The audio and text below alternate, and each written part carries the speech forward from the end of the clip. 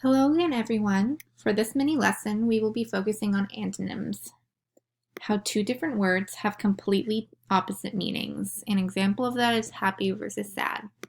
So for this activity, we will be using puzzle cards. And this activity consists of 20 pairs of antonyms with the picture and the word on the pieces.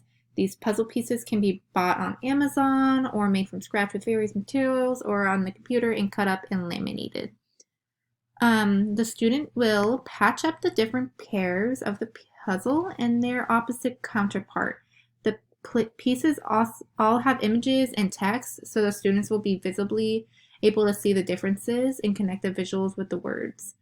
This activity is meant for preschool students and would be helpful up to first graders, and it also could be helpful for English learners since it has images associated with the words. So teaching this with English learners, these puzzle pieces would be very helpful, I believe. And to start the activity, the puzzle pieces must be mixed up, and then the student will put the puzzle pieces back together based on their opposite part. This will help the students understand antonyms in a new, exciting way.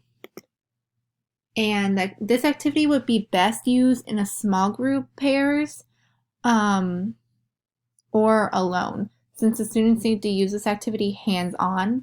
I like this activity since it helps students get used to antonyms, and the way the puzzle pieces have both text and visuals is great for young learners or EL students, since it will be more simple for them to understand the content as well as learn maybe some new vocabulary.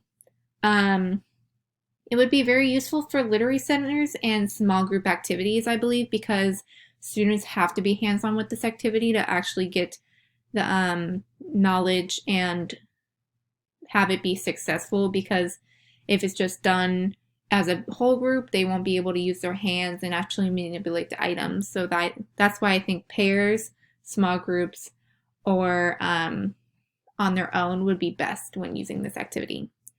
Thank you for listening, and I hope you have a great day. Bye!